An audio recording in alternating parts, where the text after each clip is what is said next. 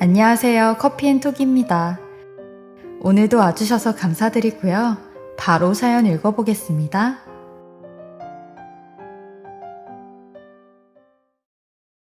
안녕하세요. 저는 40대 초반에 아이 셋 있는 주부였던 사람입니다. 지금은 어엿한 사회인이자 사업가이고요. 사실 저는 20대 중반, 어리다면 어리다고 말할 수 있는 나이에 결혼해서 지금 새 아이의 엄마가 되었어요. 사실 제가 일찍 결혼하고 싶어서 결혼한 건 아니었어요. 이 얘기를 하려면 제 과거 이야기부터 해야 할 것 같은데요. 전 소위 좋은 집안에서 자고 나란 딸이에요. 그것도 외동딸이고요. 어릴 때는 오빠가 한 명 있긴 했지만 어린 시절 병으로 일찍 하늘나라에 가고 저 혼자 외동딸로 자랐습니다. 오빠가 초등학교 때 그렇게 되었고 저는 그때 유치원생이었기에 친오빠의 존재가 그다지 잘 기억은 나지 않아요.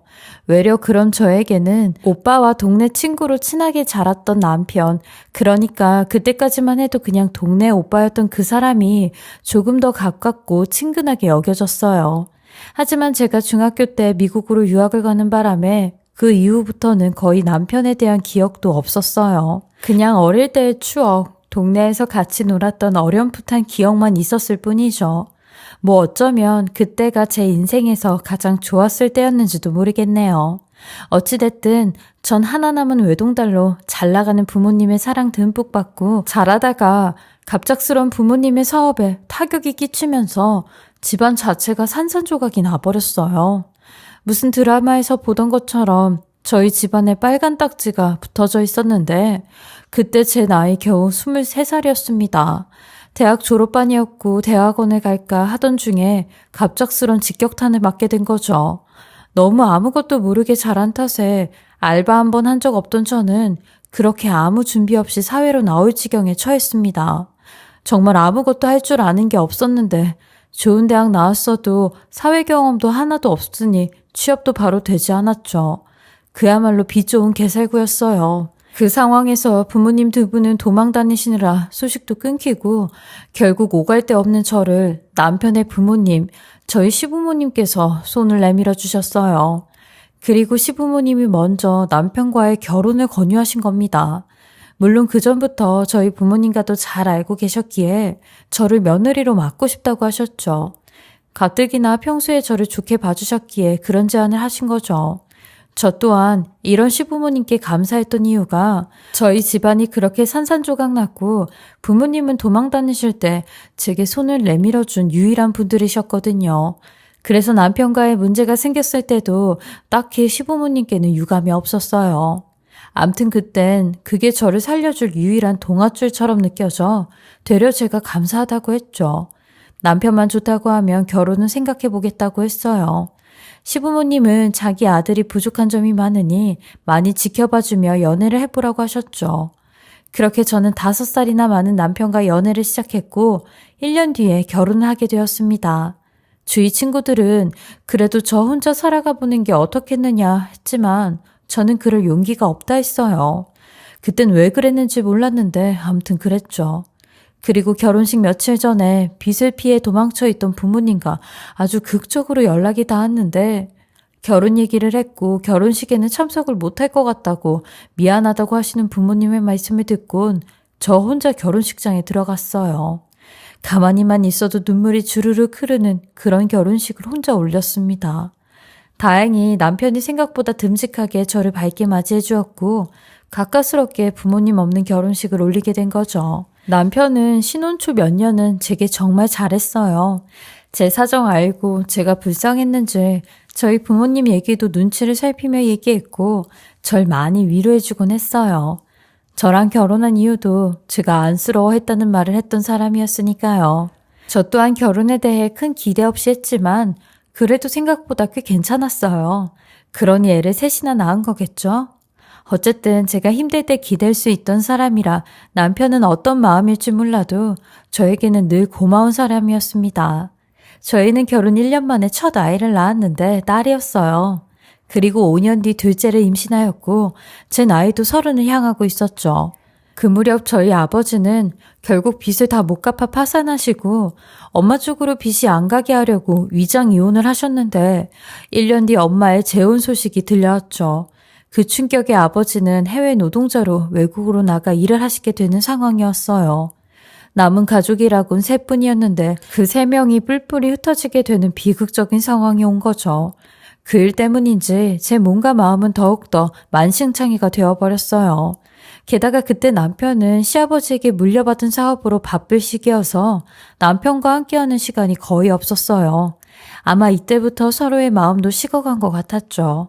그렇게 서로 대면대면 지내고 있었는데 갑자기 어느 날 남편이 술에 거하게 취해선 저에게 막 들이대는데 이런 남편의 태도에 좀 놀랐어요.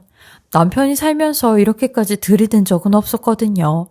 한편으론 아직 남편이 나를 여자로 보긴 하는구나 싶은 마음에 그런 남편을 받아주었습니다. 그런데 그때 셋째가 생기게 된 거죠. 7년 만에 아이가 들어선 겁니다. 그날 밤 정말 한 번이었는데 아이가 생기니 저희로서는 굉장히 당황스러웠어요. 이왕 임신이 됐으니 아이 출산은 해야 했고 혼자서 새 아이를 돌보려고 하니 감당이 안 됐어요. 체력적으로 많이 지치고 힘들었는데 특히 도와주는 사람이 전혀 없어서 더 그런 것 같았죠. 주변 지인들을 보면 친정엄마들이 산후조리도 해주고 집안일도 도와준다는데 저는 그런 친정엄마가 없었기에 모든 일을 저 혼자 해야 했었죠. 그리고 가끔 시어머니가 오셔서 도와주셨는데 시어머니도 연세가 되시니 몸이 아프신 데가 많아 나중엔 제가 먼저 오지 말라고 말씀드렸어요. 결국 제 모습을 딱히 본 남편이 먼저 당신 혼자 힘들게 이러지 말고 애들 케어할 돌보미 선생님이든 아님 집안일 도와주신 도우미든 고용해봐. 내가 좀 알아보고 고용할까? 라고 하시길래 저는 돌보미 선생님보다 큰 아이 과외 선생님을 먼저 알아봐 달라고 했어요. 첫째 아이가 내년이면 중학교를 입학할 나이였는데 워낙 유별난 성격에 자기는 중학교 입학보단 대안학교나 홈스쿨링을 하고 싶다는 말을 해왔거든요. 자기는 공부보단 노는 거랑 다른 경험을 더 많이 하는 것이 좋을 것 같다며 틀에 맞춰져 있는 교육은 받고 싶지 않다고 했었죠. 대체 누굴 닮아 자기 주장이 저리 강한지 결국 저 또한 딸의 말에 그런 경험을 시키는 것도 나쁘지 않다 생각해 그 부분을 심도 있게 고민을 하고 있었어요. 그리고 제 영향도 좀 있었던 게 제가 워낙 크면서 온실 속의 화초처럼 자랐잖아요. 그래서 내 딸만큼은 나처럼 살지 않았으면 싶어 자립하는 방법을 키워주려고 결국 홈스쿨링을 하자고 결정이 났어요. 그리고 제가 두 아이를 보면서 첫째 공부까지 봐줄 수 없었기에 남편에게 과외 선생님을 먼저 알아봐 달라고 한 거였죠. 지금 생각해보면 그게 모든 시작이었는지 몰랐네요. 남편은 스펙이 아주 좋은 남자 선생님을 데리고 왔는데 학력도 조건도 다 우수한 사람이었어요. 그리고 저희 딸이 원하는 수업을 진행해 딸도 이 선생님이 좋다며 제게 적극 추천을 하더라고요. 몇 번씩 여러 명의 선생님 면접을 보고 딸과도 한두 시간 정도 수업을 했었는데 딸은 이 선생님이 제일 마음에 든다고 했죠. 사실 저는 남자 선생님이라 조금 불편했지만 딸이 좋다고 하니 저도 오케이를 했습니다. 남편도 자식 교육에 대한 문제는 아주 철저해 제 의견보단 딸의 의견을 더 중시했고요. 그렇게 딸은 초등학교 졸업을 하기 전 겨울방학부터 이 남자 선생님과 과외를 했었는데 시간이 지날수록 어찌 첫째 아이의 표정이 어두워지는 겁니다. 워낙 예민한 애라 뭐가 마음에 안 드나 싶어 애한테 몇 번이나 물어봤지만 큰애는 별일 아니라 하며 넘겼어요. 하지만 애가 점차 짜증도 늘어가고 공부도 집중을 못하는 듯하여 한 소리 했더니 대뜸 이러더군요. 엄마, 그 과외쌤 말이야. 왜 자꾸 엄마에 대해 물어보는지 모르겠어. 아, 진짜 짜증나. 라는데 그때 딸은 한참 민감한 사춘기여서 모르는 남자가 엄마에 대한 걸 물어보니 짜증이 많이 난 것 같았어요. 저 또한 이런 딸의 반응에 별 신경 쓰지 않고 그 과외쌤이 우리 집에 온 지 얼마 안 됐잖아. 그래서 이것저것 궁금한 게 많은가 보지. 우리 딸 너무 신경 쓰지 말어. 그래도 공부 잘 가르쳐 주시고 좋은 분 같던데 너랑 어색해서 이것저것 물어보시는 거겠지. 라고 했어요. 그러니 참, 엄마는 아무것도 모르면서 이라고 하고 말았죠. 저도 딸의 반응에 뭔가 쎄한 느낌은 들었지만 별일 아니라 생각하고 넘겼습니다. 그런데 그때부터 딸의 과외 선생님이 제게 이상한 추파를 던지는 걸 느꼈어요. 딸은 일주일에 4번 그 선생님한테 수업을 받았는데 2번은 오전과 오후까지 수업이 있어 점심은 항상 저희 집에서 같이 밥을 먹을 수밖에 없었어요. 그럴 때마다 그 선생님은 제게 어머님, 오늘은 제가 잘하는 요리 좀 해드릴까요? 어머님 혹시 파스타 좋아하세요? 라며 자기가 사가지고 온 재료로 요리도 해주곤 했어요. 처음에는 요리, 그리고 나중엔 저희 셋째 아이 케어까지 해주는데 이런 말하면 좀 그렇지만 남편보다 더 남편처럼 저희 애들과 저를 챙겨주었어요. 하지 마시라고 해도 제게 다정한 웃음을 보이며 저도 유부남이라 이런 거 잘해요. 아내가 얼마나 힘들게 하는지 그동안 봐와서 제가 좀 도와드리려고 하는 거니까 너무 부담 갖지 마세요, 어머님. 이라고 하더라고요. 가끔 과외 선생님의 이런 도움이 실제로도 보탬이 되었던 건 사실이었어요. 제가 몸은 하나인데 절 찾는 아이들은 셋씩 됐으니까요. 그리고 과외 선생님은 남자치곤 이런 육아 살림에 아주 전문적이었는데 저랑 공감이 되는 부분이 많았죠. 또 대화를 나눠보면 아이들 교육에 대해서도 저랑 비슷한 생각을 하고 있어서 말이 잘 통하긴 했어요. 가뜩이나 나이도 저랑 또래라 나중엔 서로 친구로 지내자는 말까지 나올 정도였죠. 누군가와 이렇게 오랫동안 대화를 나누며 지루하지 않았던 건 처음이었어요. 남들이 보기엔 부부가 아니니 남녀 사이로 불순하게 볼 수 있었겠지만 저나 이 선생님은 워낙 각자의 가족들에게 끔찍해 저희끼리는 그런 게 전혀 없었죠. 게다가 본인 아내 자랑을 얼마나 많이 하는지 일주일에 2번 점심을 먹는 자리에선 입에 침이 마르도록 본인 와이프 자랑을 엄청 했어요. 같이 찍은 사진도 보여주며 이쁘지 않냐는 말을 매번 하는데 저도 그럴 때마다 아유, 진짜 선생님 같은 남편을 둔 아내분은 좋겠어요. 우리 남편도 밖에서 내 자랑 좀 하고 다니려나 모르겠네요. 라는 말을 하며 서로 도움이 될 만한 정보들이나 공유하고 수다를 떠는 사이 그 이상 그 이하도 아니었죠. 나중에 우리 부부, 선생님네 부부, 그리고 애들까지 다 같이 캠핑도 가자고 했었으니까요. 이런 저와 과외 선생님의 모습에 딸도 조금은 안심을 하는 듯한 눈빛이었고 과외 선생님도 곧잘 따르기 시작했어요. 근데 어느 날부터 과외 선생님이 제게 선물을 하나씩 하더라고요. 샛별 어머님, 이거 별거 아닌데 어제 보니까 손이 많이 트신 것 같아서 백화점 간 김에 아내 거 하나 사면서 핸드크림 하나 샀어요. 이거 향 좋으니까 한번 발라보세요. 라며 제게 쥐어주는데 이런 것뿐만이 아니라 립스틱 선물이라든지 꽃다발이라든지 점차 선물 공세가 심해지기 시작했어요. 저 또한 어느 순간부터 이런 외간 남자의 호의가 너무 부담스러워 몇 번씩 거절을 했어요.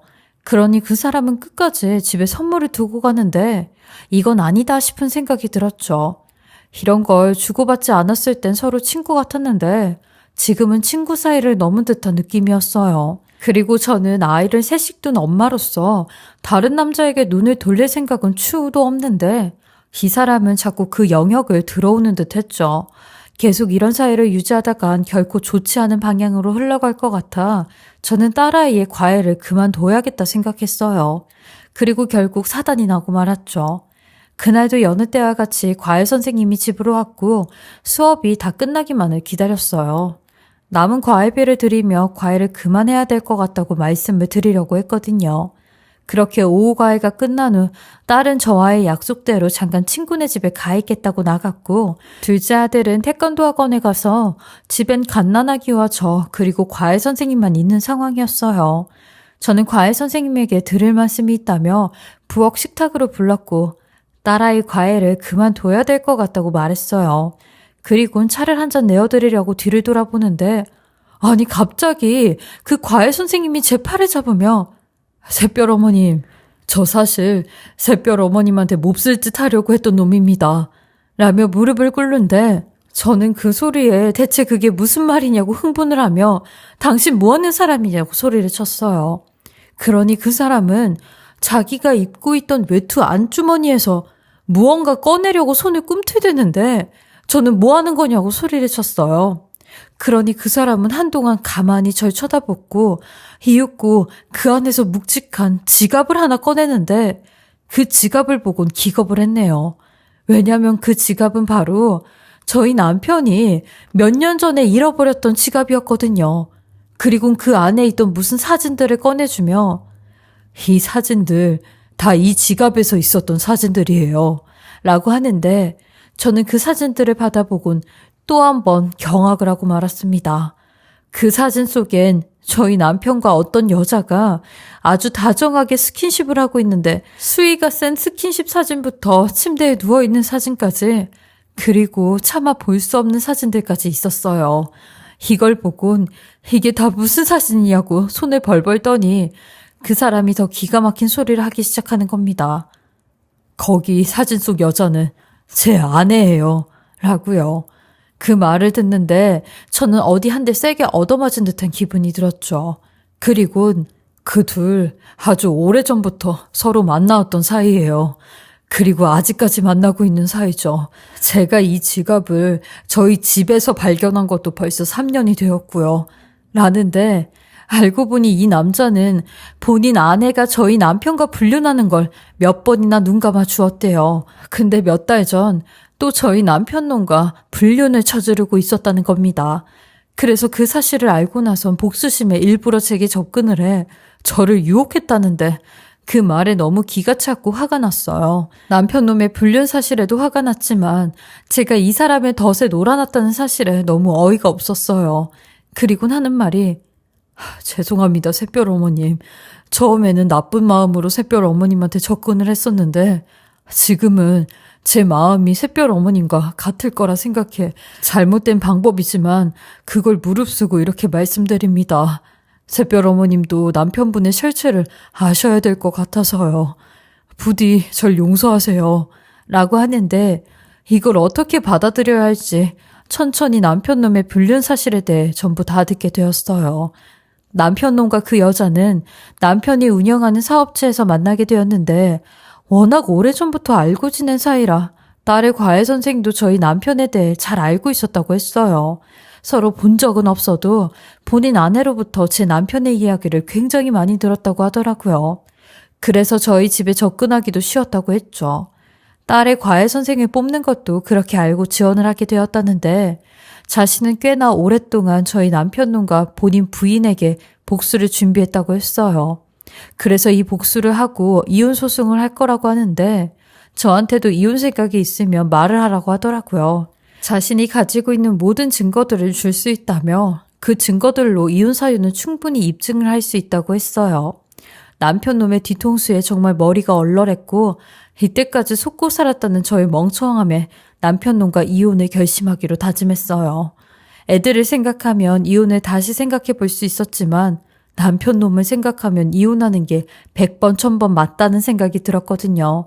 그날 밤 저는 이 과외 선생님과 함께 남편 놈과 상간녀에게 할 수 있는 복수를 하기로 결단을 냈고 지갑 속 사진들을 대문짝만하게 인쇄해 그 다음날 그 둘이 일하는 곳에 쳐들어갔습니다.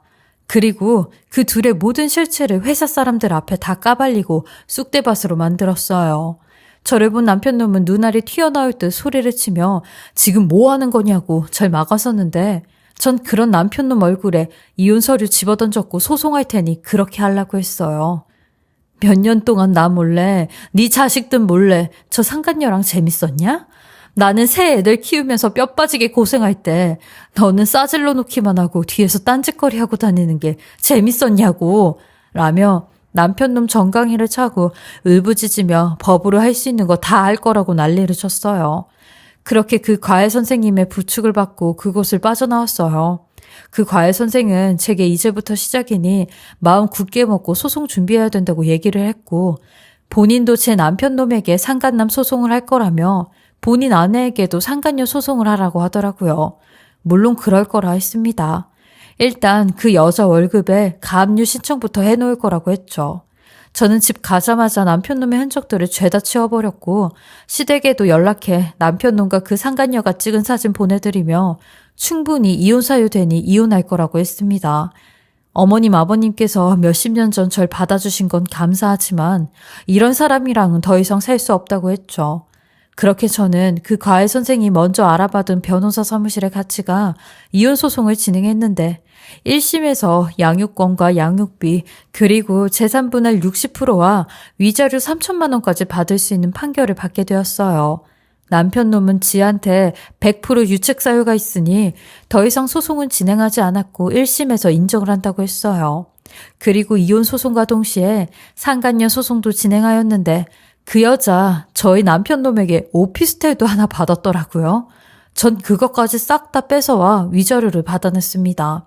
물론 그 여자도 본인 남편에게 가지고 있는 거 싹 다 뺏겨 빈털터리가 되었어요. 저나 그 과외 선생이나 서로 배우자에게 완전히 희생이 된 사람들이었지만 소송도 잘하고 무사히 이혼까지 할 수 있어서 다행이다 싶었어요.